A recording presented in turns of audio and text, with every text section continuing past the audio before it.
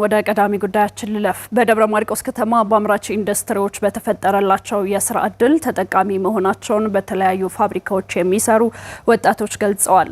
በከተማ የሚገኙ አምራች ኢንዱስትሪዎችም ከውጭ የሚገቡ ምርቶችን በማስቀረትና ወደ ውጭ በመላክ ለበርካታ ዜጎች የስራ ዕድል እየፈጠሩ ነው ተብሏል። መልሰው ቸርነት በዝርዝር ተመልክቶታል።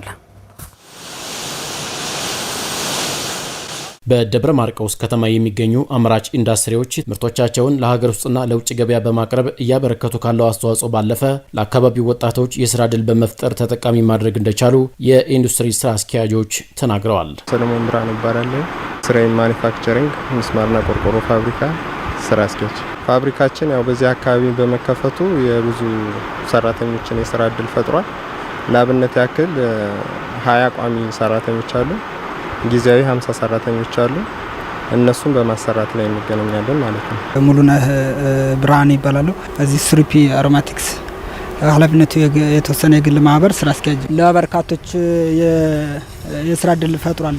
ኦልሞስት አሁን እንደምታዩት ወደ በዚህ ጠባብ ግቢ ውስጥ ወደ 185 አካባቢ ሰራተኞች ነው ያሉ። የአማራ ሚዲያ ኮርፖሬሽን ያነጋገራቸው ወጣቶች በተፈጠረላቸው የስራ ዕድል ከራሳቸው አልፈው ቤተሰቦቻቸውን እስከ መጥቀም መድረሳቸውን ተናግረዋል። በዚህ በማኛ ጤፍ ውስጥ ላይ ከ30 በላይ ቋሚና ጊዜያዊ ሰራተኞች አለን። የስራ ዕድል ተፈጥሮልናል። በርካታ ስራዎችን እንሰራለን ብዬ አስባለሁ። ጥሩ እንቅስቃሴ ላይ ነው ያለ፣ ደስ የሚል እንቅስቃሴ ላይ ነው ያለ። የፋብሪካ መከፈቱ ለኛ በጣም ጥሩ ነው።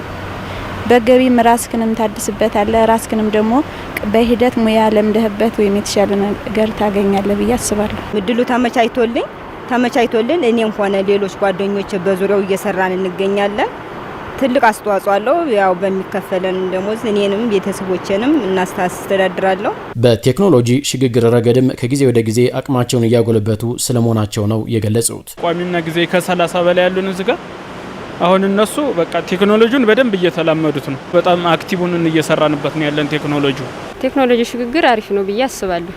የተለያዩ ዘመናዊ እቃዎች አሉ እዚህ ምናያቸው። አምራችን ሰፋ አድርገን እንድንሰራ ይረዳናል ማለት ነው። የትም ቦታ ብንሄድ ስኬታማ የመሆን እድላችን ሰፊ ነው። በቃ ሙያቸውን በዚህ ልክ እያሳደግ ነው። አዲስ ነገርን በመፍጠር ያላቸውን ሙያን በማስቀጠል አዲስ ነገርን በመፍጠር እንደዚህ አይነት ነገር ብዙ ነገር እየተሰራ ነው። የደብረ ማርቆስ ከተማ አስተዳደር ኢንዱስትሪና ኢንቨስትመንት መምሪያ ኃላፊ ተመስገን ተርላ በከተማው ባለው ኢንዱስትሪዎች ከ2800 በላይ ለሚሆኑ ዜጎች የስራ ዕድል መፈጠሩን ተናግረዋል። በበጀት ዓመቱ ከ29000 ቶን በላይ ተኪ ምርትን በማምረት የውጭ ምንዛሬን ማዳን እንደተቻለም ገልጸዋል።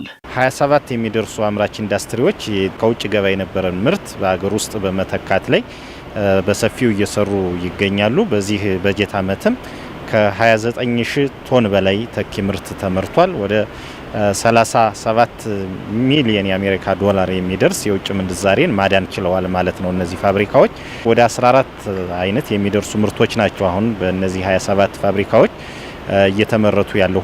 ከፍተኛ የሚባል የውጭ ምንዛሬም ለሀገራችን በማስገኘት ረገድ ከፍተኛ ሚና እየተጫወቱ ነው ያሉት። የግብዓት አቅርቦትን በማሻሻል በተሰራው ስራ የአምራች ኢንዱስትሪዎች የማምረት አቅም እያደገ መምጣቱን የገለጹት ኃላፊው አዳዲስ የቴክኖሎጂ ግብዓቶችን ወደ ኢንዱስትሪዎች የማስፋፋት ስራ መሰራቱንም ገልጸዋል።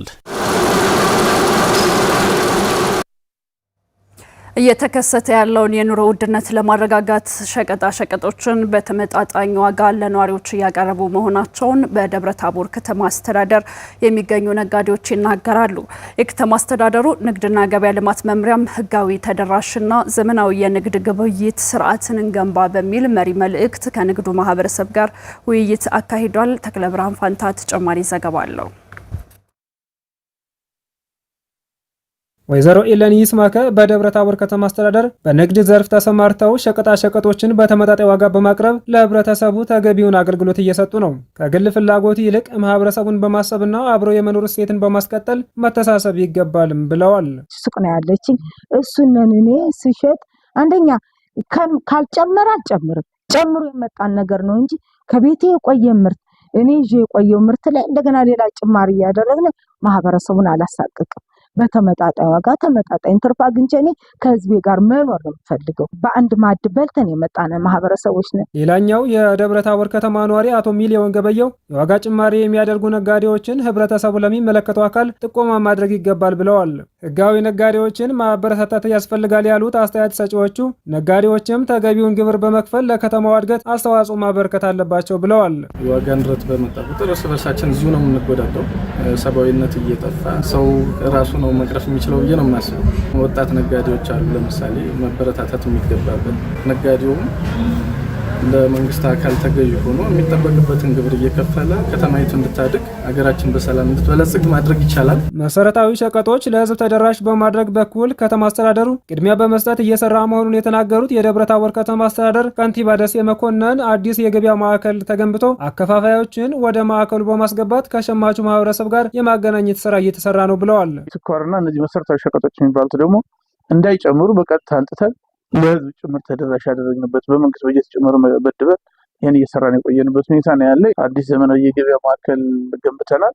በዚህ የገበያ ማዕከልም የእኛን አካባቢ ጀምለኞችና አምራቾች ብቻ ሳይሆን ከሌላ አካባቢ ያሉ ጀምለኞችና አምራቾችን ጭምር ለማስገባት እና በቀጥታ ተጠቃሚው ከጀምለኞቹ ላይ እንዲወስድ ለማድረግ ስራ እየሰራ ነው። በህገወጥ ነጋዴዎች ላይ ክትትልና ቁጥጥር እየተደረገ መሆኑን የገለጹት የከተማ አስተዳደሩ ንግድና ገበያ ልማት መምሪያ ኃላፊ ታድሎ ድረስ ናቸው።